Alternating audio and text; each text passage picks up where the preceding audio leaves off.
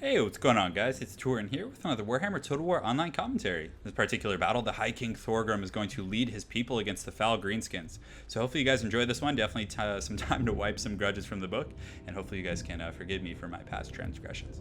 But anyways, as far as my army composition goes, when I use High King Thorgrim, who provides +8 melee attack with the Great Book of Grudges, I really like to use Dwarf Warriors, even against Greenskins, because Dwarf Warriors with the augmented melee attack, let's go ahead and see what these are. Obviously the Warriors of Dragonfire Pass, but as you can see, they have 47 melee attack right now, which is pretty good, and it allows them to stand up to, like, obviously Biggins aren't a popular pick against the Dwarfs, but even against Black Orcs it helps them trade a little bit better, and of course having the support of the High King nearby is pretty solid. So frontline and Dwarf Warriors kind of mixed in there. They're going to take the initial brunt of Black Orcs or whatever else comes their way, and they do have charge defense, which is quite nice. But supporting them, I do have Longbeards with great weapons and the Grumbling Guard right in the center, guys. So I've made this mistake in the past, but generally speaking, you always want to have the Grumbling Guard kind of right in the epicenter of the battle, just right in the heat, because they do have this lovely aura. I'll go ahead and zoom in and show you guys right here, the Old Grumbler. So it provides 30% vigor, which really helps your troops stay fresh for, you know, essentially the whole battle. And that actually makes a big difference in kind of the way the dwarves play, which is a very attritious long game for the most part. Not always. Some games can be quick, but it's really nice to have that aura. So in the back, I do have two groups of Quarrelers and then two cannons, of course, just to kind of work on Ragnarok spiders, because I've been playing the past few weeks and dealing with the Ragnarok Queen a lot and having her just summoning spiderlings, and it was very hard to get the Slayers on her, because she'll just summon spiders on top of herself, and the Slayers will get caught up in the fodder, and then she can just run rampant. So I decided to bring some cannons and also some Quarrelers to help deal with those large units. Then some Dwarf Warriors in the wings. I have High King Thorgrim Grudgebearer, and then I have two Runesmiths, of course, who are pretty good at wearing down Black Orcs. So that's pretty much it for my army composition. I got some armor piercing, a front line of Dwarf Warriors, relatively cheap fodder, who are severely augmented by Thorgrim here. So as far as my opponent's army goes, he actually has all armor piercing, which is good, but he has two groups of Trolls, he has 4 Black Orcs, he has an Arachnarok Spider, so just a regular one, and a Giant. So very heavy-duty armor piercing. And if I had brought my traditional, let's say, gyrocopter build that had a lot of infantry but didn't have cannon or missile support, this might have been, just an automatic loss. And granted, you guys will most certainly see the outcome here. It's definitely a fun one, but I think that would have been a much tougher matchup. So got the Trolls, Black Orcs. He does have a Goblin Rock Clobber back here, which does have armor piercing and will definitely do a little bit of damage. Doesn't look like it's done any so far. And he does have Warzog as well. So the effigy of Get, if he's able to like isolate Thorgrim, lock him down, and get all these Trolls and monstrous units on him, he could definitely lay the smackdown on me. So without further ado, let's go ahead and get started. So my opponent just advancing up the hill. Obviously, I do have the siege advantage, so he has to take initiative. You can see the Goblin Rock Clobbers coming in and making some light contact. I think they were able to hit like the edge of this cannon crew, but he doesn't even care. They're just getting back up. So definitely not respecting the Greenskin siege artillery over there. So these Slayers, he did push his Spider up a little bit initially, so I do charge in with the Slayers and just, get essentially a free engagement. Granted, I'm probably going to lose quite a few Slayers in this, but you can see the Spider's actually taking some HP damage right out of the gates, which is a very ideal situation for me. And I do send some Dwarf Warriors over to help and kind of support. But Warzog, unfortunately, does get left in the dust a little bit, so he's going to get surrounded just a little bit. And the Slayers, though, they're definitely taking a beating. The Trolls are coming and everything, so I had to pull back at this point. But the Dwarf Warriors and the other troops here are doing pretty well. You can see the cannons are focusing that Giant down so aggressively. Now, it probably would have been a little more cost-effective to use it on the Arachnarok Spider, but the Quarrelers here are also shooting at the Giant, and I wanted to just try and finish him off as fast as I could. So unfortunately, I forgot that the Grumbling Guard don't have charge defense like the regular guys, so I kind of just left them standing there, but they're going to do a pretty good job dealing with these Trolls. You can see the Rune of Wrath and Rune, and the Quarreler fire is just laying the smackdown on this Giant over here. And these Black Orcs, they're, laying the beat down on these Dwarf Warriors pretty badly, but still these Black Orcs with the Rune of Wrath and Rune support, they're taking some casualties as well, so it's not the worst trade, and High King Thorgrim does have to pull back and help his back line. So definitely a very tight situation. So you can see the cannons, though they're being attacked by Trolls, they're still continuing to fire. And I have isolated the Queen back here, and it's actually shaken and steady from the being attacked in the rear, and also from the cannon fire. So pretty good situation for me.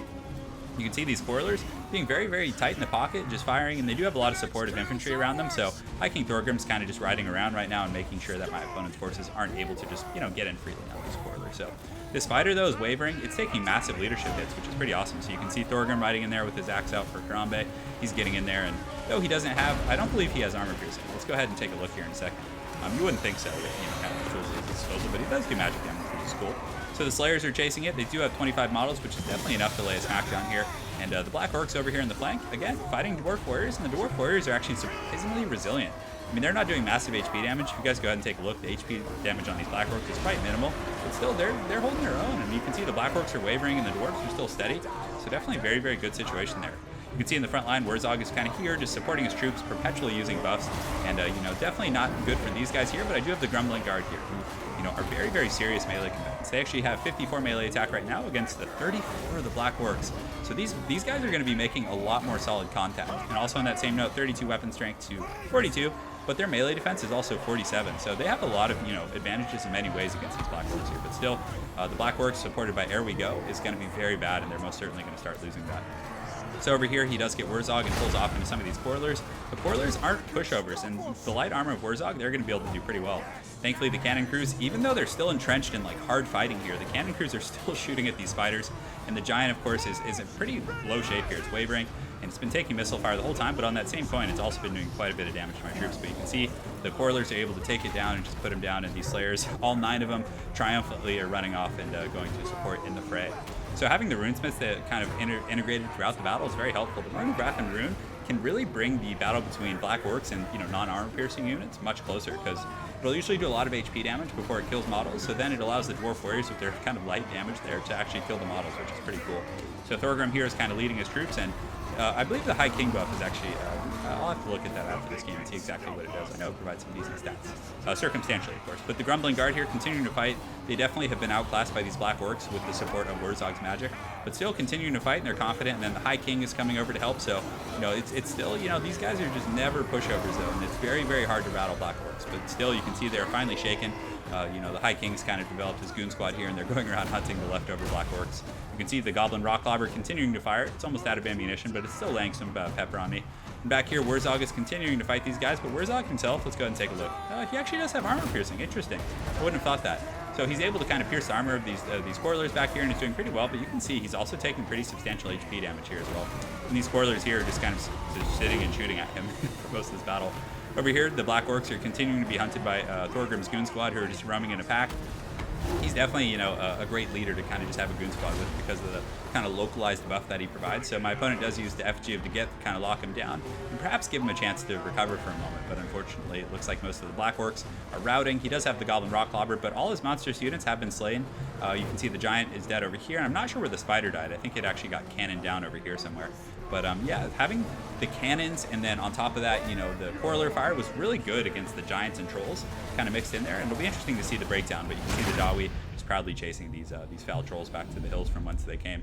So let's go ahead and look at the breakdown in the menu here. Definitely always a good time to slay some Orcs with the DAWI, but we got the 2 cannons, not a lot of kills, but they were just on the Spiders and the Giants the whole time, and that anti-large armor piercing was very nice. Quarrelers, same boat. They were literally just focusing monstrous units and Trolls and his Lord the entire battle, and they're not going to rack up any kills against Black Orcs, really, because, they don't have armor piercing like Thunders, so obviously, it's not ideal to be shooting at them. So just shoot at the Giant, shoot at Wurzog, even the Spider. It's a big target. You can get pretty good arcs on it, but still, pretty good value from them. The Dwarf Warriors obviously didn't rack up a ton of kills either, but 17 kills here isn't bad.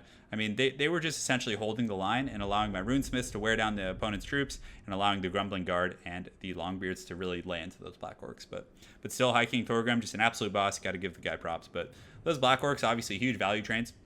And honestly, I think if he had cut the Trolls and just, brought some, I don't even know, anything else really, Durustiers and like 2 groups of Goblin Archers or, some Doom Divers, anything else would have, generated quite a bit more value. But Trolls can be good for sure, but I think you need more fodder with Trolls, because Trolls with Black Orcs, it's okay, but the problem is like he didn't have a lot of unit density. So in many circumstances throughout the battle, those Trolls were isolated and were, fighting alone, which is really bad. Trolls need to be saturated with other units like Biggins, or, Biggins are actually pretty ideal for that, because Biggins, can deal with lightly armored units and fodder, and then the Trolls can do the heavy hitting. So the Giant, obviously, it could have been good. You can't knock his build. The Giants, if I had had an infantry type build without cannon support, it could have been pretty scary. And also if I didn't bring Quarrelers, because a lot of people do play DAWI Death Stars with a lot of Runesmiths and things like that, which is, I would have been punished, I think, with his particular build for that. But anyways, very well played to my opponent, Attila the Fun. I look forward to seeing you again on ladder, and definitely enjoy that name, and hope you guys all have an excellent night.